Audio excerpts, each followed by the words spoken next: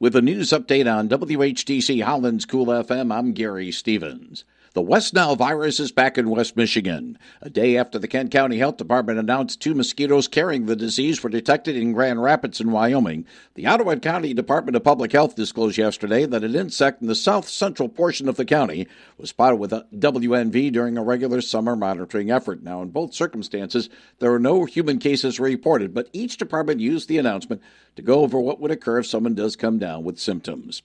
Another step in transferring the former site of Holland's historic greenhouse to Evergreen Commons was taken last night. During the bi-weekly business meeting, the Holland City Council unanimously approved an ordinance amendment which would remove the property where the greenhouse stood, 496 Central Avenue, as a landmark property under the Historic District designation.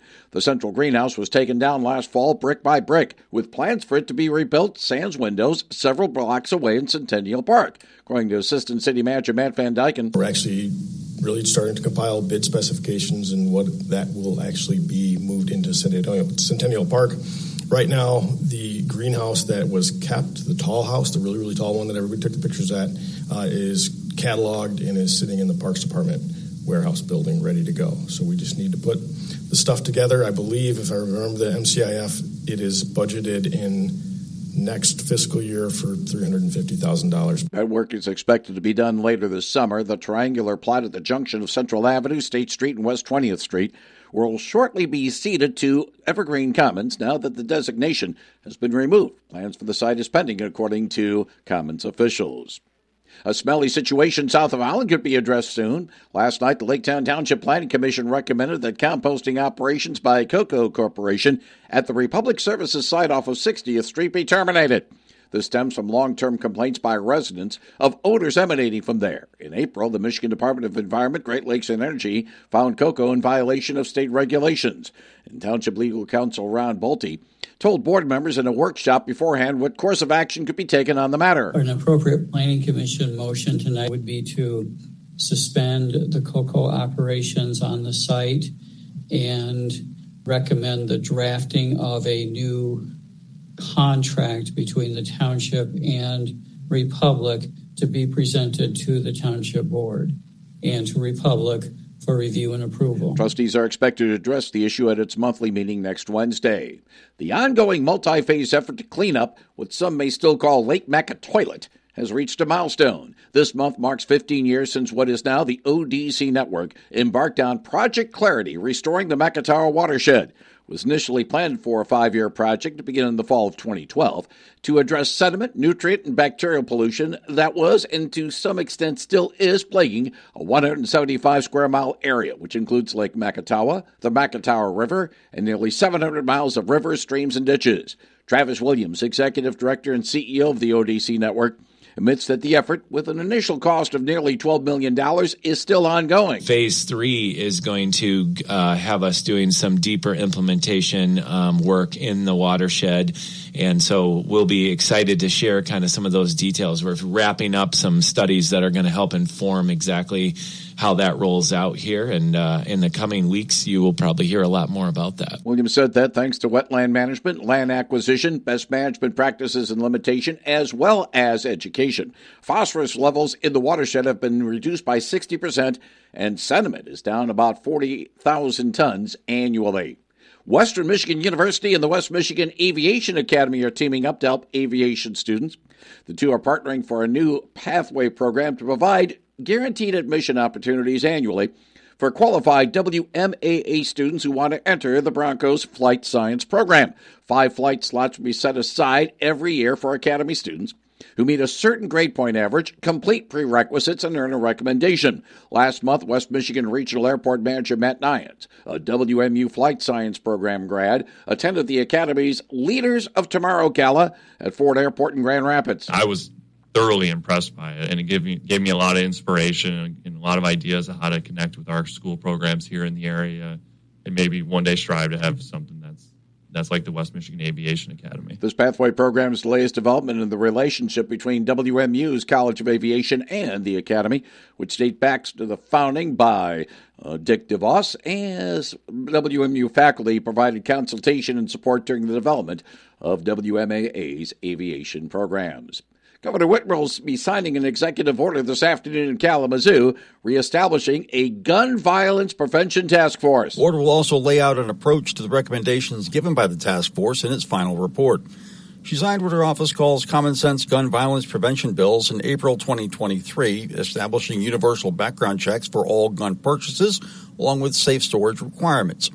In May and November 2023, Whitmer signed bills banning criminals and people who are a danger to themselves or others from possessing firearms. I'm Michael Arning. The United States has several dozen new naturalized citizens after taking the oath of citizenship yesterday in Grand Rapids, and among them is Josefina Palasinski, who came to the U.S. in 1989 from the Philippines at the age of 18. She says her children were all born in the States and is excited to finally be an American citizen after being in this country for nearly 4 decades. Palasinski says she was a little sad to surrender her Filipino citizenship for the U.S., but is overall happy. One thing that new Americans need to do to address their Social Security status.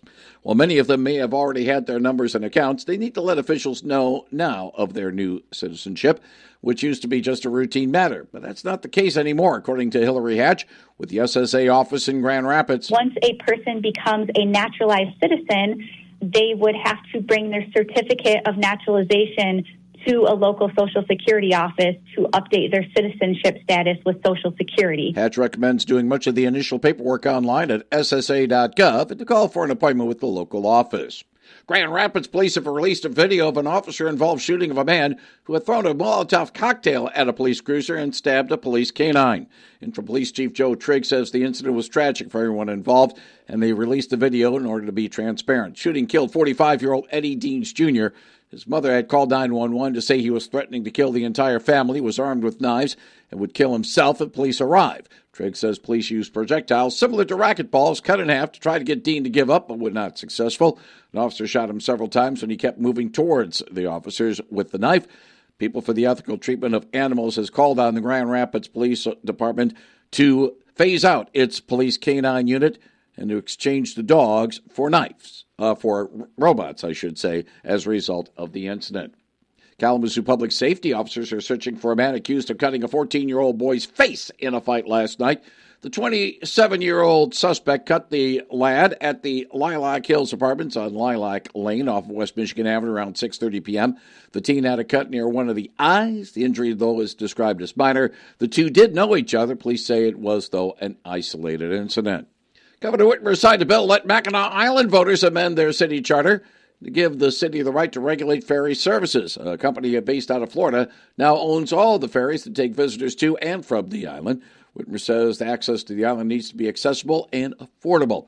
For access to Mackinac Island Coalition spokesman John Selleck says they're happy the bill was approved and signed, as the ferry monopoly controls the only practical road to Mackinac Island, and that boats need to be regulated like public utilities. No word from the company as to whether or not they'll file litigation to try to overturn this legislation. Michigan State University trustee Rima Vassar has called for the school to repeal the new Board of Trustees Code of Ethics she claims restricts their ability to speak openly about green and white matters. The Democrat joined a Republican colleague, Mike Ballo, along with the chair of the Michigan Republican Party, Jim Runstead, and Julia Mayday, one of the 2 Republican nominees for the MSU Board of Trustees in this coming November's general election, in making the announcement. Vassar has been vocally opposed to outgoing MSU President Kevin Gusevich's plan to phase out the university's diversity, equity, and inclusion program, as well as some other issues. A semi-driver has been airlifted to a Chicago hospital after rolling his truck near New Buffalo in southwest Michigan yesterday morning. The Berrien County Sheriff's Office responded to the crash on westbound I-94 at the US 12 exit ramp, found the unnamed driver trapped in the cab, and a load of coal being shipped to Burns Harbor, Indiana, was spilled on the highway. The 67-year-old driver from the downriver Detroit suburb of Southgate is in critical condition. Deputies say the crash was due to the truck going just too fast on the exit ramp and say the driver may have been having a medical emergency. Troy Melton allowed 4 hits with 5 strikeouts over 8 innings as A.J. Hinch's Tigers swept the Tampa Bay Rays out of St. Petersburg yesterday 7-2. A really good series, and today, was very symbolic of that. I mean, we put up good at-bats. We had tremendous starting pitching.